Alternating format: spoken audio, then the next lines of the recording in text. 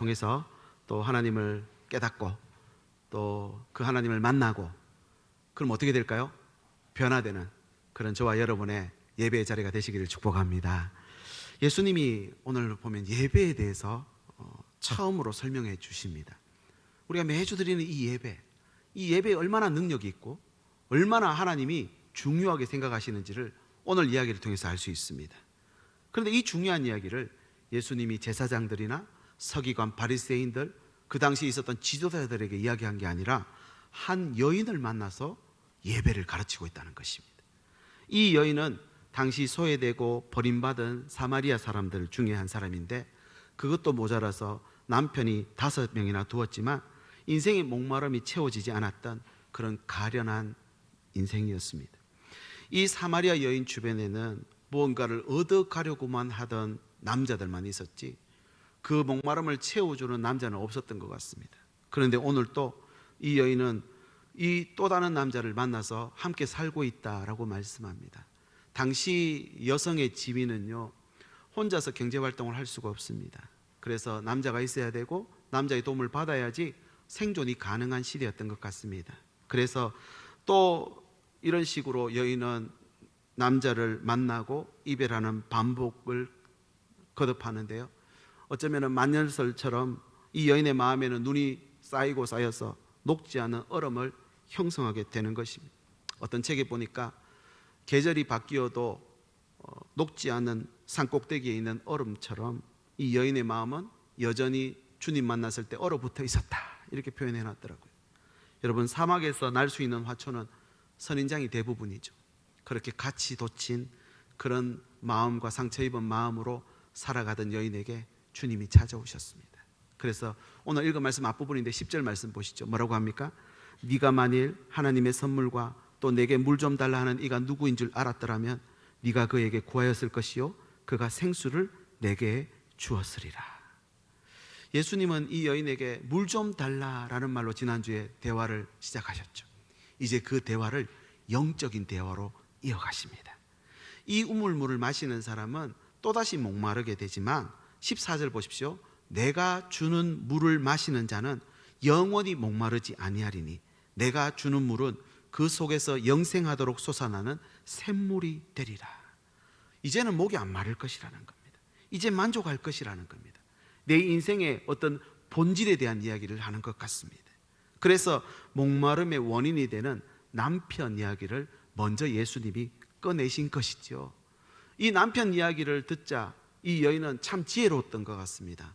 아, 내 인생의 본질에 대한 이야기를 하는구나 라는 생각을 하면서 당시 그 백성들이 가장 본질이라고 생각했던 예배 문제를 끄집어냅니다. 나는 지금 이 본질을 잘 지키고 있고 그렇게 예배를 잘 드려왔는데 아직 제 삶은 목마른 삶입니다 라는 말을 주님께 한 것입니다. 예수님은 그 여인에게 비로소 진정한 본질, 참된 예배를 통해서 어떻게 우리의 마음과 생각이 변화되고 바뀌어야 되는지를 가르쳐 주시면서 결론부터 먼저 말씀드리면 장소 문제가 아니라는 겁니다. 이 예배는 만남의 문제라는 겁니다. 여러분, 오늘 이 예배를 통해서도 이 자리를 채우고 돌아가는 것이 아니라, 시간만 때우고 가는 것이 아니라 온 우주의 주인 되신 예수 그리스도를 만나는 복된 자리가 되시기를 예수님의 이름으로 축복합니다. 그러면 예수님이 말씀하는 참된 예배는 어떤 예배인가? 오늘 3가지로 설명하고 있습니다. 첫 번째, 참된 예배는요, 깨닫는 예배입니다. 우리가 예배를 드리고 나면 어떤 마음이 드십니까? 좀 위로받을 때도 있고요. 또 한 주간 또 이렇게 살아가면서 안심이 되는, 왜냐하면 주일을 잘 지켰으니까. 또 어떤 때는 예배를 통해서 응답을 받기도 하는 것 같습니다. 근데 그렇게 다 좋은 것 있지만 예배의 본질이 뭐냐 이겁니다. 우리가 드리는 이 예배의 본질은 깨닫는 데 있다는 사실을 여러분 기억하셔야 됩니다. 16절 말씀 보시죠. 네 남편을 불러오라. 남편 불러오라는 말과 영생하도록 솟아나는 샘물 주겠다는 말이 무슨 상관이 있을까요? 지금 예수님은 이 여인의 문제를 꿰뚫어 보고 있습니다. 왜 목마른지 원인을 말씀합니다. 여인은 이 사실을 숨기고 싶었거든요. 그런데 예수님이 드러냅니다. 애써 외면하면 남편 없다라고 말하는 여인에게 예수님 뭐라고 합니까? 과거에 네가 남편 5이 있었으나 없고 지금 또 같이 사는 그 내 남편도 남편이 아니니 남편 없는 게 맞다. 17절 18절에 말씀하시죠. 그 말을 들은 이 여인이 이렇게 고백합니다. 19절 말씀 같이 읽어볼까요? 시작. 주여 내가 보니 선지자로소이다. 복음서의 제자들이 예수님에 대해 알아가는 과정을 우리가 볼 수 있는데요, 예수님이 갈릴리 호수에 불었던 광풍을 말씀 한마디로 잠잠히 하셨을 때 그 제자들이 저가 뉘기에 Who is this? 저가 뉘기에 이런 일을 행하는 거야. 그런 마음을 품었던 것과 마찬가지로 이 여인 또한 도대체 이분이 누구이기에, 그래서 뭐라고 고백합니까? 주여 내가 보니 선지자로소이다. 어떻게 내 과거와 현재를 알고 계십니까? 예수님은 이 여인을 단순히 위로해 주기 위해 오신 것이 아닙니다. 구원하기 위해 그 여인을 만나신 겁니다. 여러분, 오늘 제가 이 말씀을 준비하면서 오늘 우리 모든 주의 백성들, 우리 성도들이 예배의 자리에 나와서 주님을 만남으로 이 놀라운 구원을 체험할 수 있기를 소망하며 이 말씀을 준비했습니다. 여러분, 우리가 이 예배를 통해서 내 문제의 원인을 깨닫기 시작하면 그곳에서 지금 바로 구원이 일어나게 되는 줄 믿으시기 바랍니다. 이것이 예배의 능력입니다.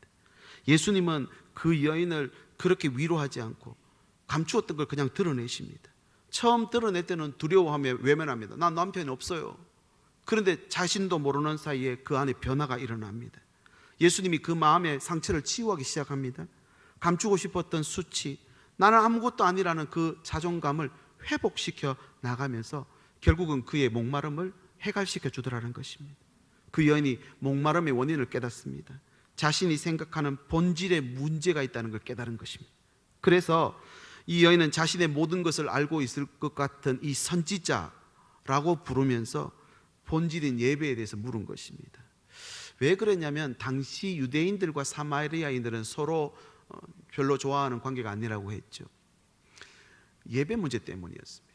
이 예배가요, 예루살렘에서 드리는 예배와 그 사마리아 사람들은 그리심산이라고 하는 그곳에서 드린 예배를 서로가 자기가 드리는 예배가 옳다고 주장을 했습니다. 유대인들은 유대인들대로 사마리아인을 인정하지 않았고, 사마리아인들대로 그리심산에서 예배가 하나님이 받으시는 예배라고 주장한 겁니다. 왜 그러냐면요, 그리심산에서 모세 언약의 갱신이 일어났습니다. 그들이 그렇게 중요하게 여기는 모세 오경, 그 토라의 갱신이 거기서 일어났다는 겁니다. 그렇게 들어보면은 그것도 일리 있는 말인 것 같습니다.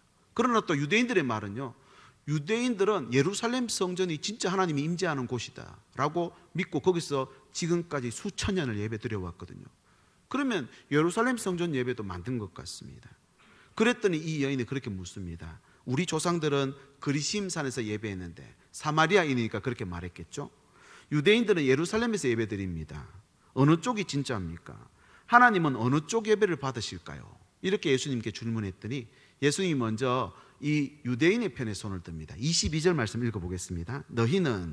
여기서 너희는 사마리아죠. 사마리아는 알지 못하는 걸 지금 예배하고 있고, 우리는 유대죠. 유대는 아는 것을 예배하노니 이는 구원이 유대인에게서 남이라 라고 예수님 말씀합니다.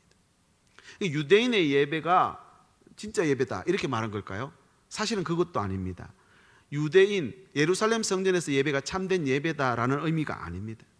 둘 다 의미가 없다는 거죠. 4장 21절과 23절 제가 또 읽어보겠습니다. 이 산에서도 말고 예루살렘에서도 말고 너희가 아버지께 예배할 때가 이르리라. 23절, 아버지께 참되게 예배하는 자들은 영과 진리로 예배할 때가 오나니 곧 이때라 말씀합니다. 예수님은 여인의 질문에 장소가 중요한 게 아니라는 겁니다. 산에서 예배하든 예루살렘에서 예배하든 상관없다. 이건 예배 본질이 아니다. 장소가 아니라 예배 드리는 자세가 중요하다는 것입니다. 여러분, 이런저런 사정으로 오늘 현장 예배 못 나오시고 또 영상으로 예배 드리는 가정들이 있는 줄 압니다. 죄책감이라기보다는 우리의 마음과 자세가 하나님께 간절한 기대와 소망으로 오늘 또 예배 자리에 선다면 주님은 그 예배 또한 받으시는 줄 믿으시길 바랍니다. 반대로 내가 현장 예배 나왔지만 시간만 때우고 그냥 이 장소만 채우고 있다면, 그리고 그 하나님께 관심이 별로 없다면, 하나님을 만나지 못한다면 그 예배는 온전한 예배가 되지 못할 것이라는 말씀도 됩니다. 병에 걸렸을 때 그 원인을 알고 그에 대한 치료가 반드시 필요합니다. 이 여인의 목마름의 원인이 무엇이었는가? 이 목마름의 원인을 알아야 치유할 수 있는 것이죠. 본질을 찾을 때 깨닫습니다. 여러분, 매주 드리는 우리 예배가 정말 간절히 바랍니다. 이곳에서 하나님의 음성을 듣고 깨닫는 자리가 될 수 있기를 소망합니다. 그렇게 하나님에 대한 음성을 듣고 내 삶의 문제의 원인을 깨달으면요, 여러분, 바꿔나갈 수 있습니다. 결단할 수 있습니다. 그런데 무슨 말인지 모르겠고 또 어떤 뜻인지 모르겠을 때는요, 그때부터 답이 없는 것이죠. 그래서 참된 예배를 드리고 나면요, 깨달아진다는 겁니다. 여러분, 이 놀라운 깨달음의 지혜의 영이 저와 여러분 가운데 함께 할 수 있기를 소망합니다. 두 번째는요, 만나는 예배입니다. 진짜 예배는요, 만나야 된다는 거죠. 예배에서 분위기나 형식, 느낌이나 감정이라고 하는 것은 어떻게 보면 과정입니다. 우리는 본질을 지금 보고 있는데 본질에 도달하기 위해서는 과정이 중요할까요, 안 중요할까요? 굉장히 중요합니다. 이 과정에 내용이 있거든요.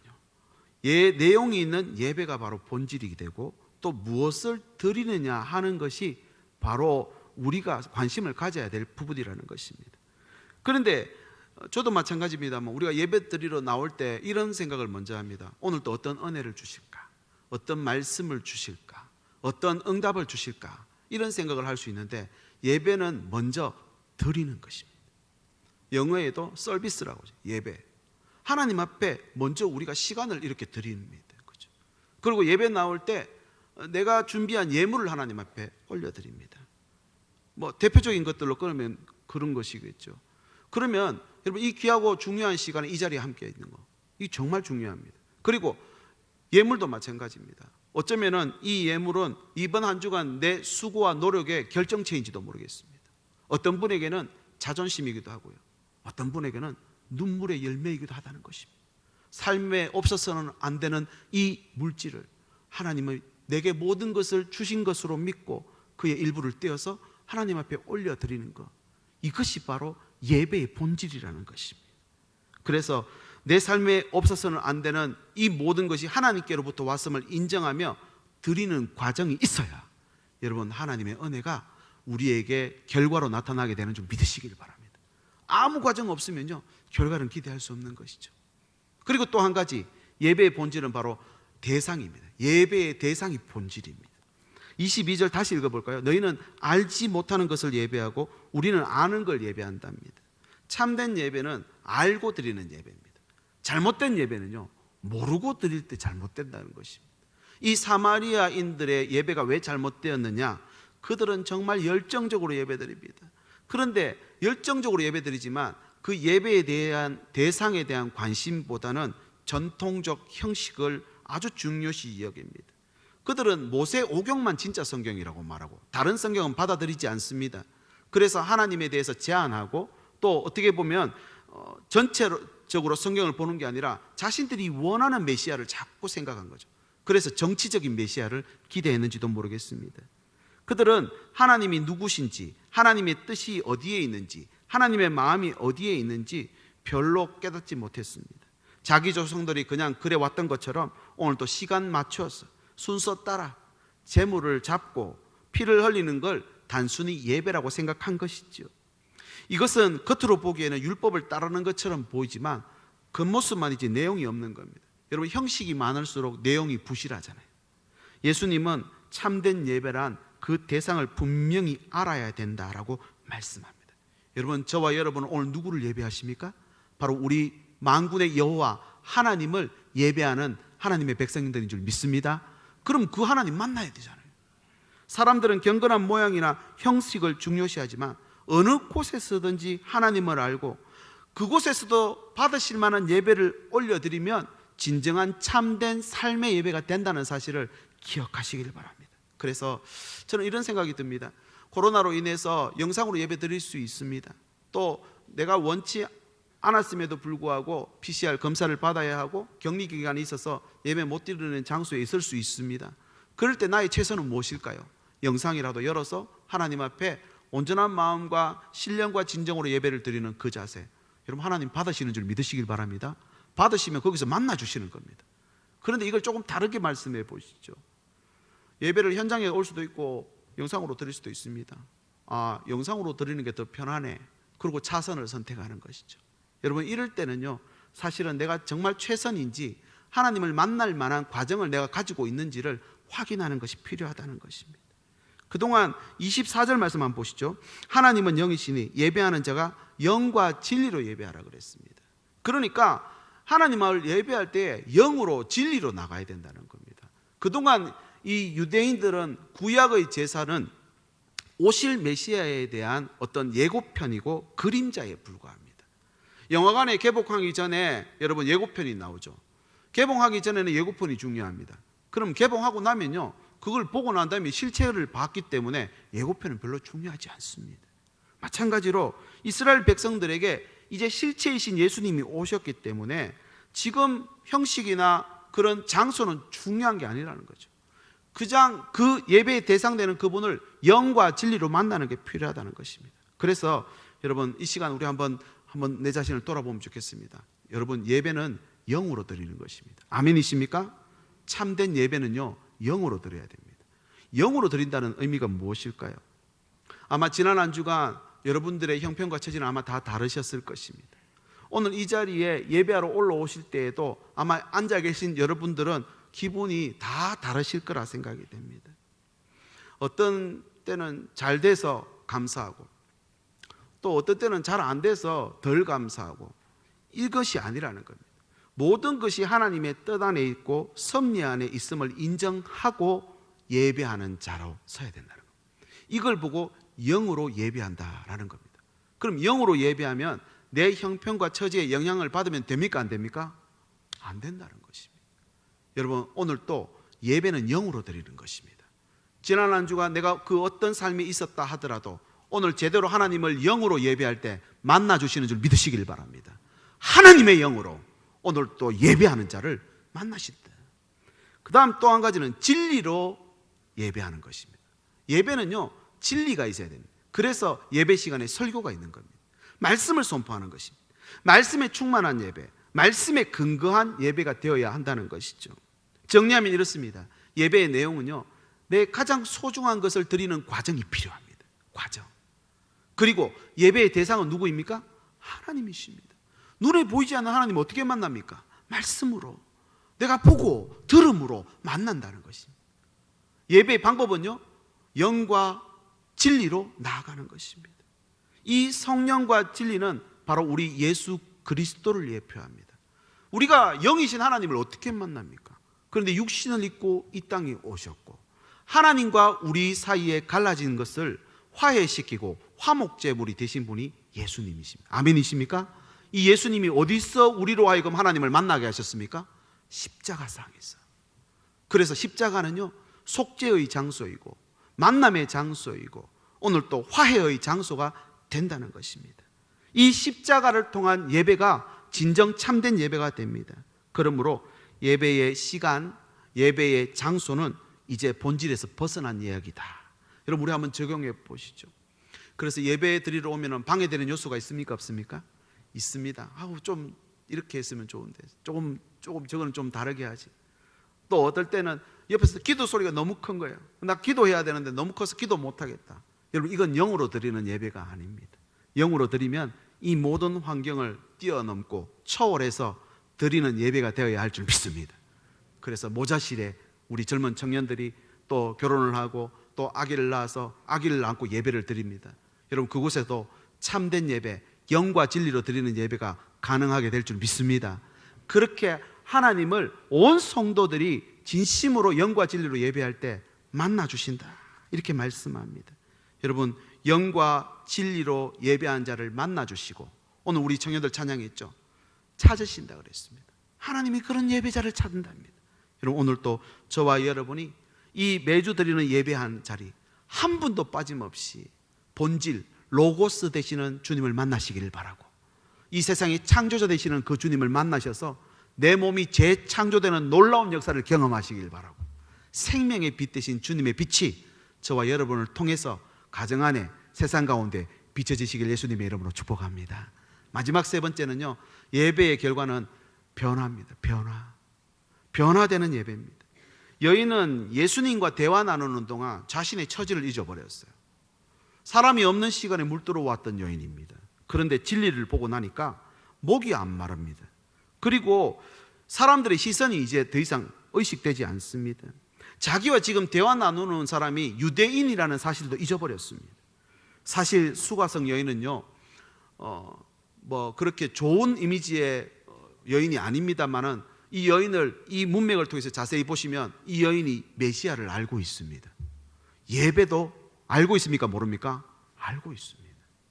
선지자가 누군지도 구별할 수 있습니다.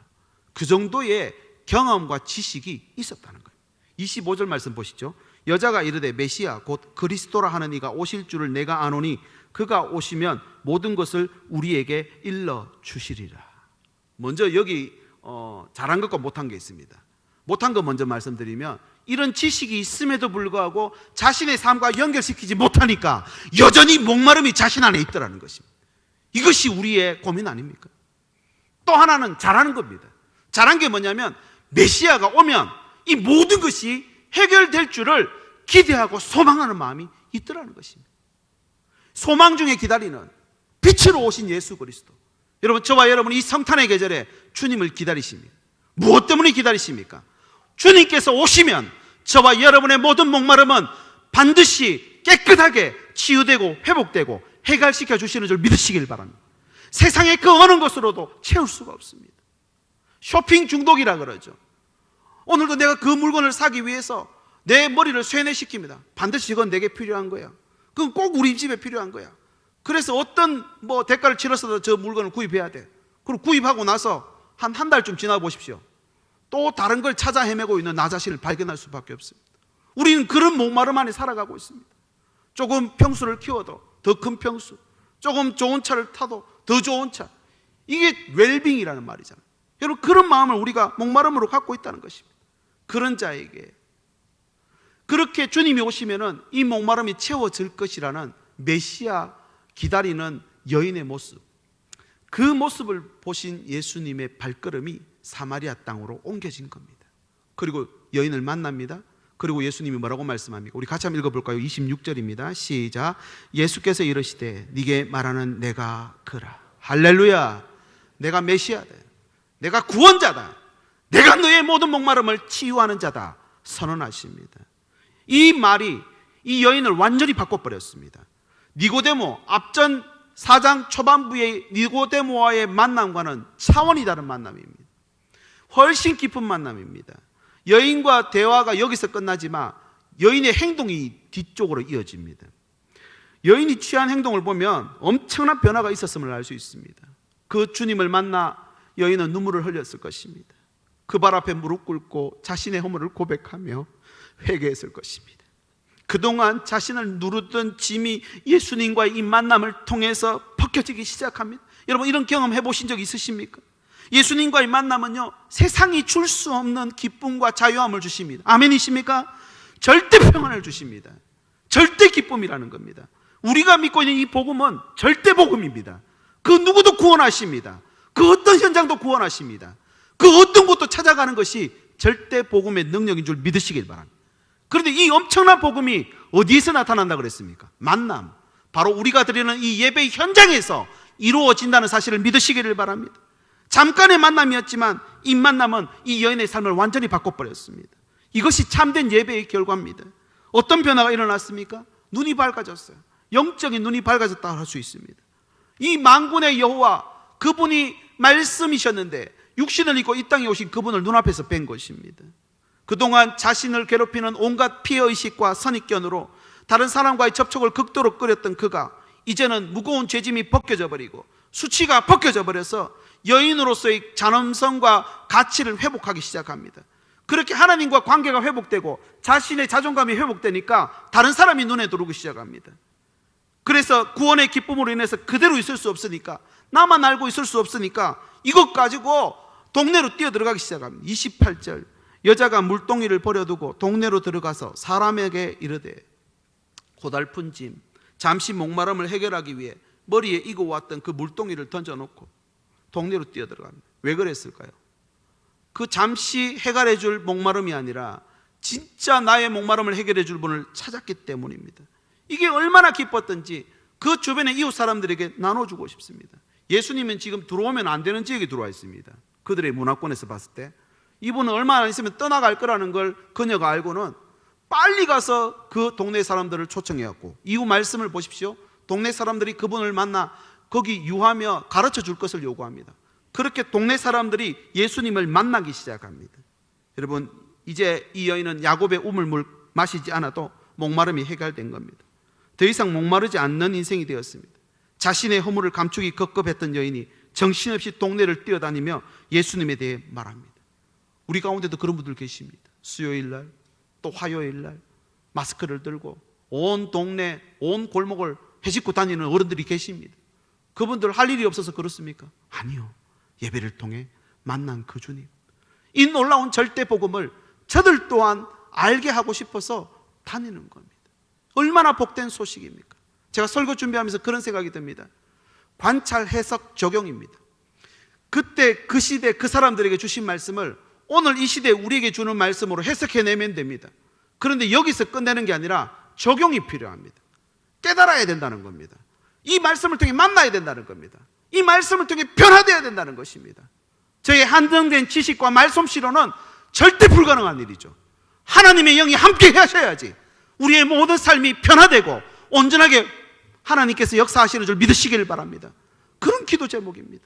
그래서 설교를 준비할 때마다 이 말씀을 붙잡고 몸부림치는 것이, 하나님 주신 이 말씀이 우리 성도들의 마음에, 저들의 이 심령에, 저들의 삶 속에 파고들어서 깨닫게 하시고 문제의 원인을요, 그리고 그 현장에서 주님을 만나게 하시고, 그리고 그 주님을 만남으로 변화된 삶으로 이 여인이 부끄럽던 삶이, 수치스럽던 삶이 벗어져서 정말 하나님이 주시는 온전한 사명을 감당했던 것처럼 우리 온 교인들이 그렇게 안양 땅을 변화시킬 수 있도록 주여 역사하여 주시옵소서.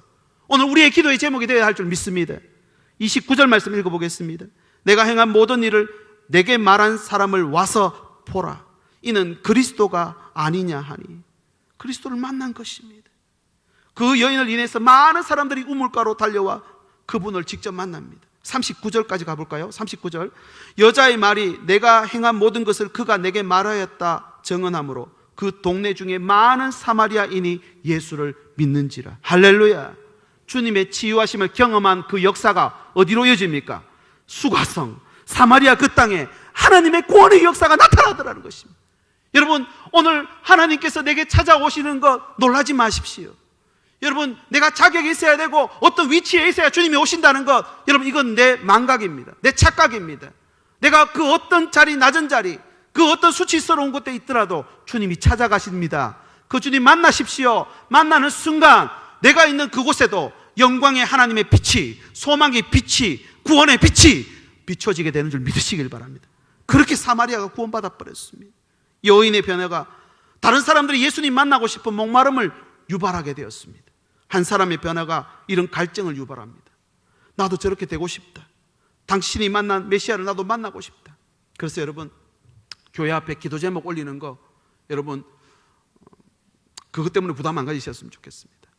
내가 받은 이 문제가 주님께서 터치하셔서 해결되는 순간 거기는 축복의 통로가 됩니다.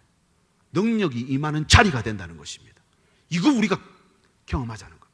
요한복음을 우리 함께 살피는 동안 제가 지루할까 봐 한 절 한 절 가다가 그러면 안 되겠다 싶더라고요.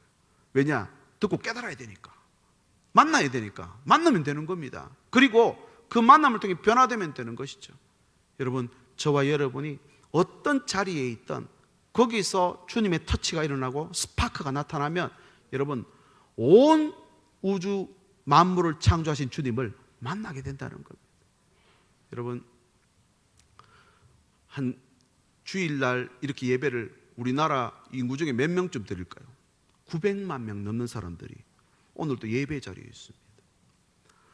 어떤 학자나 또 평론가들이 말하더라고요. 우리나라가 이렇게 전 세계적으로 잘 나가는 이유가 뭘까? 온갖 분석을 내놓더라고요. 저는 딱 한 가지라 생각됩니다.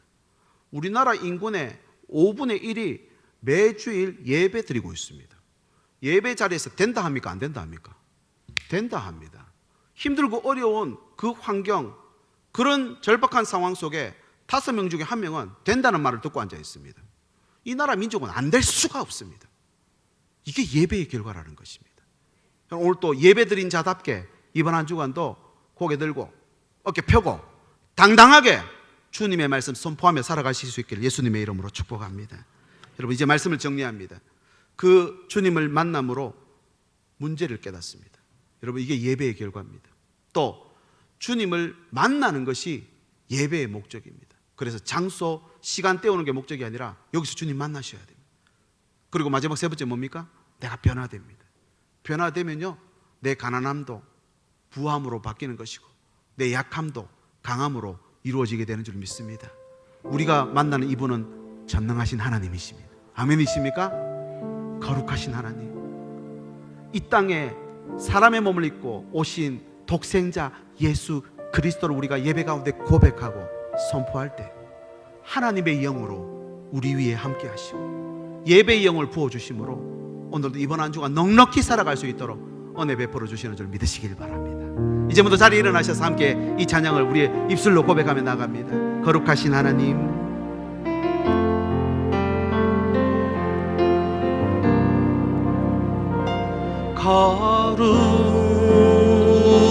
거룩하신 하나님, 주께 감사드리세. 날 위해 이 땅에 오신 독생자 예수, 나의 마음과 뜻 다해 주님을 사랑합니다. 날 위해 이 땅에 오신 독생자, 우리 주님을 향해 손을 높이며 내가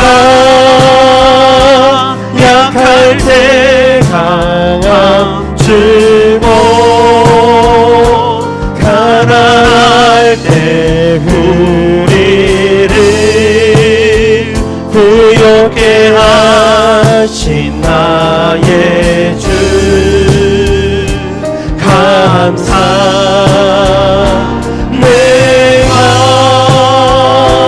약할 때 강함 주고 가난할 때 우리를 부욕해 하신 나의 주 감사.